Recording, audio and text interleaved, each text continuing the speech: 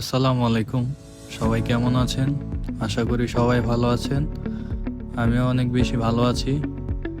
তো আজকে আমাদের পুকুরে এসেছে মাছ ধরবে, তাই ভাবলাম আপনাদের সবাইকে মাছ ধরার ভিডিওটি দেখাই। অনেক বছর পর এমন পুকুরে মাছ ধরলাম। আগে ধরতাম নানি বাড়িতে, আমার নানি বাড়ি বানেশ্বর। আমার নানি বাড়িতে অনেক বড় পুকুর ছিল, তখন মাছ ধরতাম। নানি বাড়িতেও যাওয়া হয় না, পুকুরে মাছ ধরতে পারি না। আজকে মাছ ধরে অনেক তৃপ্তি পেলাম।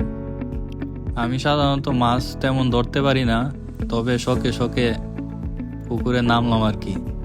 তো পুকুরে নেমে আগে আমি বড় মাছগুলা ধরছি, কারণ অনেকগুলা শিং মাছ ছিল, দেখতে পাচ্ছেন অনেক বড় বড় শিং মাছ। তো এগুলা দেখলে আমার ভয় করে, তাই আমি তেলাপিয়া, রুই মাছ এগুলাই আমি বেশি ধরছি। পুকুরে মেশিন লাগানোর পরে পানি যখন আস্তে আস্তে কমতেছিল, তখন মাছ তেমন বোঝা যাইতেছিল না। পরে আমরা ভাবলাম হয়তো মাছ নাই। যখন পানি কমতে কমতে একদম নিচে পর্যন্ত চলে আসছে, তখন দেখলাম যে না, মাশাআল্লাহ অনেক মাছ আছে।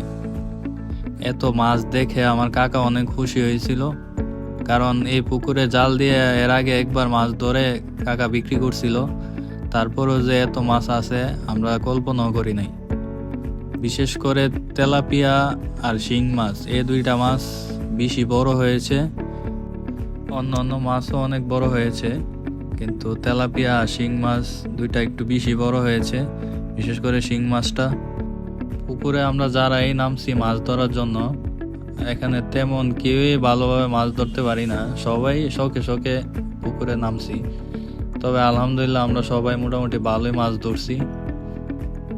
পুকুরে এত শিং মাছ থাকা সত্ত্বেও আমরা কেউ তেমন শিং মাছের গালা খাই নাই। শুধু মাহিত মনে হয় শিং মাছের গালা একটা খেয়েছিল, এটাও প্রথম দিক দিয়া। তারপর আমরা সবাই সতর্ক হয়ে গেলাম, তারপর কেউই শিং মাছের গালা আর কেউ খাই নাই।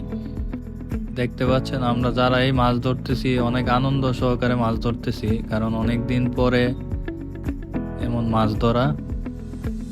তো আশেপাশে মানুষ এত ফ্রেশ মাছ দেখে সবাই কেনার জন্য আগ্রহী হয়। তারপর কাকা এখানে অনেকগুলা মাছই বিক্রি করে দেয়, কারণ এতগুলা মাছ তো খাওয়া সম্ভব না।